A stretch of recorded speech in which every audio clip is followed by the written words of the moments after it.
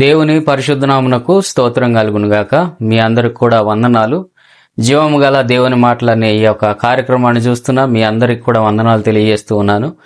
ఈరోజు మనం ధ్యానం చేయబోయేటువంటి వాక్య భాగం ఏదనగా యెషయా గ్రంథము 65 మొదటి వచనము, నా యొద్ద విచారణ చేయని వారిని నా దర్శనమునకు రానిచ్చి తిని, నన్ను వెదకని వారికి నేను దొరికి తిని, నేనున్నాను, ఇదిగో నేనున్నానని నా పేరు పెట్టబడని జనముతో చెప్తున్నాను. నిజంగా చూసినట్లయితే ఈ వాక్యంలో నేనున్నాను అనేటువంటి మాట చాలా గొప్ప ధైర్యాన్ని ఇస్తుంది, ఆదరణనిస్తుంది, ఓదార్పునిస్తుంది.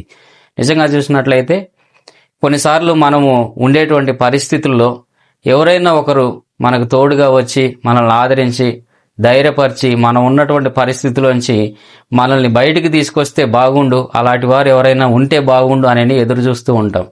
నిజానికి ఇప్పుడున్నటువంటి ప్రపంచంలో ఇప్పుడున్నటువంటి పరిస్థితుల్లో ఎవరు కూడా అలా ముందుకు వచ్చేవారు ఎవరు కూడా ఉండరు. అయితే దేవుని వాక్యం ద్వారా దేవుడు అంటున్నాడు, నా పేరు పెట్టబడని జనముతో కూడాను ఏమంటున్నాడంటే నేనున్నాను, ఇదిగో నేనున్నానని మాట్లాడుతున్నాడు. అంటే దేవుడు ప్రతి ఒక్కరితో మాట్లాడే మాట ఏంటంటే, ఆయన బిడ్డలు కానివ్వండి, ఆయన బిడ్డలు కాని వారితో కానివ్వండి, ఇదిగో నేనున్నాను, మరి నేను నీకు కలిగినటువంటి ఆ పరిస్థితిలో నేను నిన్ను బయటికి తీసుకురాగలను, నీకున్న కష్టంలోంచి నేను బయటికి తీసుకురాగలను, నీవు ఉన్నటువంటి పరిస్థితిలోంచి నేను బయటికి తీసుకురాగలను అనేటువంటి గొప్ప అభయాన్ని లేకపోతే గొప్ప ఆదరణకరమైనటువంటి మాటను దేవుడు ఈ వాక్యం ద్వారా దేవుడు మనకిస్తూ ఉన్నాడు.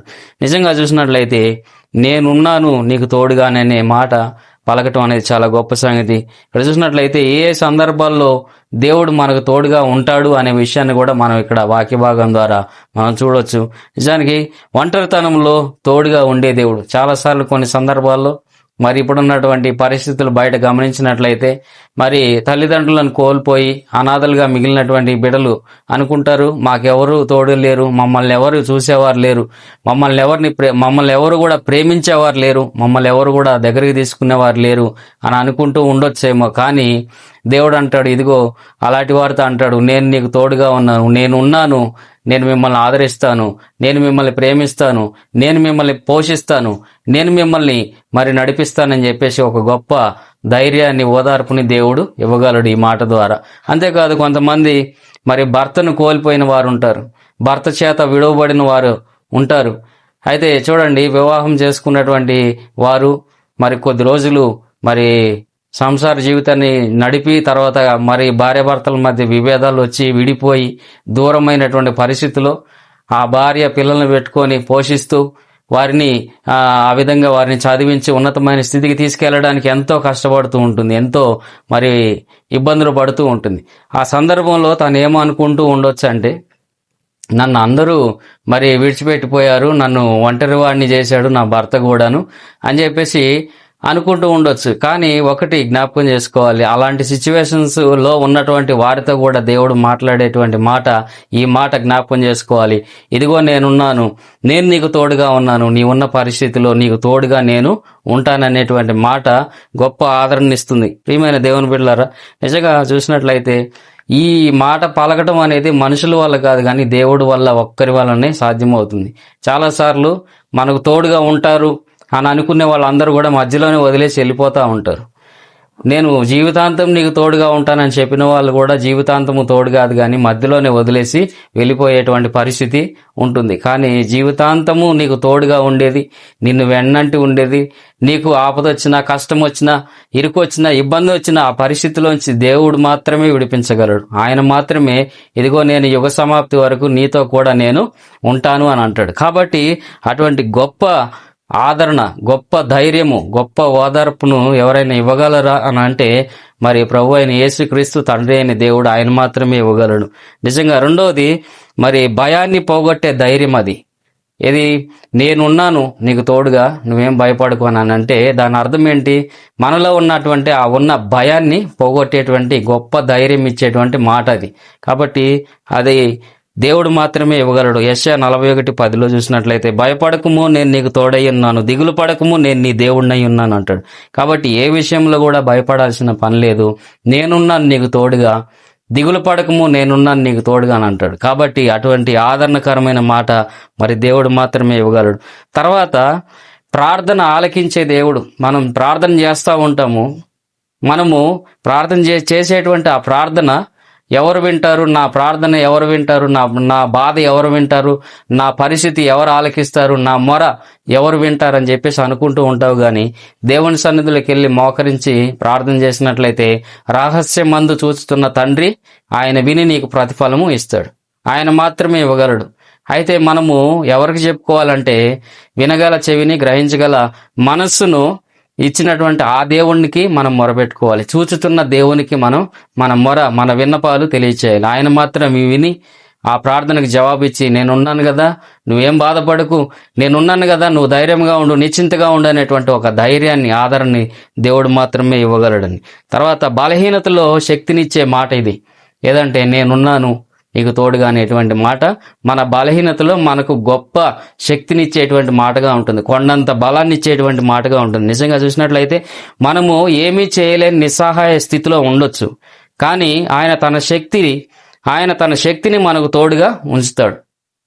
మన వల్ల ఏది కాదు, మనం ఏం చేయలేము. కానీ ఆయన తన శక్తి ద్వారా ఏమైనా చేయగలడు. అందుకని అంటున్నాడు కదా, నేనున్నాను నీకు తోడుగా, నేను చేస్తానని చెప్పేసి అని అంటాడు. కాబట్టి చీకటిలో కూడాను వెలుగుగా ఉండే దేవుడు, కటికమైనటువంటి చీకటిమయమైనటువంటి జీవితాలను కూడా దేవుడు వెలుగుమయంగా మార్చగలడు. ఎందుకనంటే ఆయన తప్ప వేరొక దేవుడు లేడు అని అంటాడు. నేను తప్ప వేరొక దేవుడు లేడు, నేను తప్ప వేరొక ఆశ్రయదుర్గము లేదు, నేనే ఈ లోకాన్ని వెలిగించడానికి వచ్చినటువంటి వెలుగును అని అంటాడు. కాబట్టి చీకటిలో ఉన్న జీవితాలను వెలిగించడానికి వచ్చినటువంటి దేవుడు ప్రభు అయిన యేసుక్రీస్తు. చీకటమయమైనటువంటి పరిస్థితిలో నీవు ఉంటే ఆ పరిస్థితిలోంచి తీసుకురావడానికి ఆయనకొకరికే సాధ్యమవుతుంది.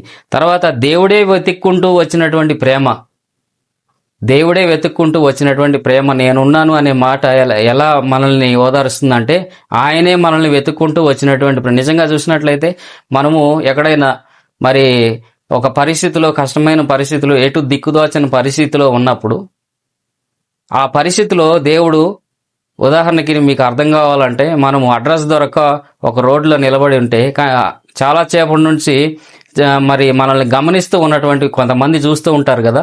వాళ్ళు ఏం చేస్తారంటే, ఎవరు కావాలి బాబు, నువ్వు ఎక్కడికి వెళ్ళాలని అడుగుతారు. అట్లాగనే ఇది కూడా ఎటు దిక్కుదోచని పరిస్థితిలో ఉన్నప్పుడు ఆ దేవుడే తాను ఏం చేస్తాడంటే మన యొద్దకు వచ్చి, నేనున్నాను కదా, నేను నీకు సహాయం చేస్తాను అని చెప్పేసి అని అంటాడు.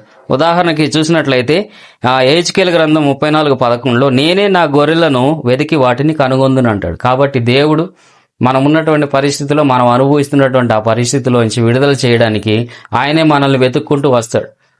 ప్రియమైన దేవుని బిడ్డలారా, తప్పిపోయినటువంటి ఒక గొర్రె కోసం ఎలాగైతే ఆ కాపరి వెతికాడు, అలాగే మన దేవుడు మనల్ని వెతుక్కుంటూ మన యొద్దకు వస్తాడు. తర్వాత ఆయన మార్పు లేని దేవుడుగా ఉన్నాడు. ఆయన నిజంగా మార్పు లేని దేవుడు, ఎన్నటికీ మారని దేవుడు. ఆయన చెప్పేటువంటి మాట ఏంటంటే, ఇదిగో నేనున్నాను. ఆయన అల్ఫా ఒమేగా అంటాడు, ఆది అంతము, భూత వర్తమాన భవిష్యత్ కాలాలలో యుగయుగాలు ఉండే దేవుడు. కాబట్టి ఆయనకు అంతమే లేదు. కాబట్టి ఆయన ఎల్లప్పుడూ ఉండే దేవుడు గనక నేను ఉన్నాను అంటాడు. మోషేతో అంటాడు కదా, నేనే ఉన్నవాడను అనువాడనై ఉన్నాను అన్నాడు. కాబట్టి ఆ దేవుడే ఈరోజు నీతో మాట్లాడుతూ ఉన్నాడు. ఏంటంటే, నేనున్నాను, నేను నీకు తోడుగా ఉంటాను, నేను నీకు సహాయం చేయవాడని, నేనే నీ ఉన్న పరిస్థితిలోంచి నేను బయటికి తీసుకురాగలను, నాకు అసాధ్యమైనది ఏదీ కూడా లేదనని. కాబట్టి అట్టి దేవుణ్ణి ఆశ్రయం చేసుకున్నటువంటి నీవు ఏ విషయంలో కూడా అధైర్యపడకుండా ఆ జీవాధిపతిని సేవించుచు ఆయన మార్గంలో ముందుకు కొనసాగించబడాలని, ఆయన ఇచ్చేటువంటి ఆ కొండంత ధైర్యము, ఆ కొండంత ఆదరణకరమైనటువంటి ఆ మాటను మనం పట్టుకొని ప్రతి నిత్యము ఆ దేవుని మార్గంలో ముందుకు కొనసాగించబడదాం, ప్రార్థనలో ముందుకు వెళదాం. దేవుడి మాటను దీవించును గాక. మీ అందరికి కూడా వందనాలు. ఆమేన్.